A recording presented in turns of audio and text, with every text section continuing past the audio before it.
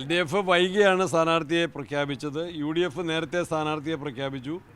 നിയോജകമണ്ഡലം തല യോഗം ചേർന്ന് കഴിഞ്ഞു. പഞ്ചായത്തുകളിൽ എല്ലാ പഞ്ചായത്തിലും മുനിസിപ്പാലിറ്റിയിലും യോഗം ചേർന്നു.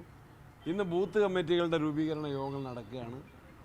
അതുപോലെ തന്നെ എല്ലാ നിലയിലും തയ്യാറെടുത്തു. നാളെ നോമിനേഷൻ, 2-ാം തീയതി വിപുലമായ കൺവെൻഷൻ. ഒരു ഘട്ടം കഴിഞ്ഞതുകൊണ്ട് ഒരു ആത്മവിശ്വാസം അത് കൂട്ടുന്നുണ്ടോ? തികഞ്ഞ ആത്മവിശ്വാസത്തിലാണ്. ഒരു ഘട്ടം കഴിഞ്ഞു, അത് ആത്മവിശ്വാസം വർദ്ധിപ്പിക്കുന്ന ഘടകം തന്നെയാണ്. പാലക്കാട് നിന്ന് അവർ പാഠം പഠിച്ചു. ഫൈറ്റ് കടുക്കൂലേ?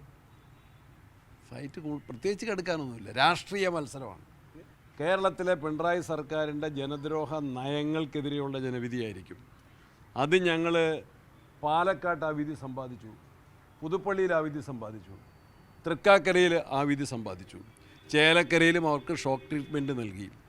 നിലമ്പൂരിൽ അതിശക്തമായ ജനവികാരം ഈ സർക്കാരിൻ്റെ ജനവിരുദ്ധ നയങ്ങൾക്കെതിരെ പ്രതിഫലിക്കും. ആ കാര്യത്തിൽ UDFന് തികഞ്ഞ ആത്മവിശ്വാസമുണ്ട്.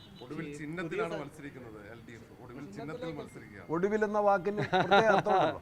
ഒടുവിൽ എന്ന് പറഞ്ഞാൽ പാലക്കാട് എന്നത് പഠിച്ചു. That's all. പുതിയ സാഹചര്യത്തിൽ അൻവറുമായി ബന്ധപ്പെട്ട വിഷയത്തിൽ എന്തെങ്കിലും നിലപാട് മാറ്റമുണ്ട്? സാഹചര്യം പഴയതൊക്കെ തന്നെയല്ലേ. വളരെ പോസിറ്റീവ്.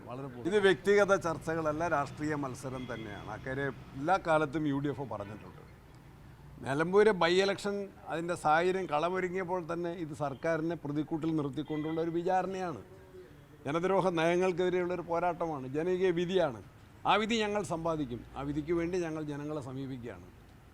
ഞങ്ങളുടെ കേസ് ജനങ്ങളുടെ മുമ്പിൽ നന്നായിട്ട് അവതരിപ്പിക്കും. അവരെ അത് മനസ്സിലാക്കി സർക്കാരിനെതിരെ വിധി പ്രഖ്യാപിക്കും എന്ന് UDFന് നല്ല ആത്മവിശ്വാസമുണ്ട്. UDF കൺവീനറുമായി സംസാരിച്ചപ്പോൾ ഇന്ന് വൈകിട്ട് 7 മണി വരെയാണ് അൻവറിന് സമയം അനുവദിച്ചിരിക്കുന്നത്. അങ്ങനെ ഒരു സമയം അനുവദിക്കുന്ന വിഷയമൊന്നുമല്ലല്ലോ. This is politics. പോകുന്ന വഴിയിലും പിന്നെയും ബസ്സിൽ കയറാമെന്നാണോ? മുന്നോട്ട് ഞാൻ ഡോർ അടച്ചിട്ടില്ല. അല്ല, ഫുട്ബോളിലുള്ള യാത്ര അപകടകരമല്ലേ? വാതിലുകൾ അകത്തേക്കോ അല്ലെങ്കിൽ പുറത്തേക്കോ?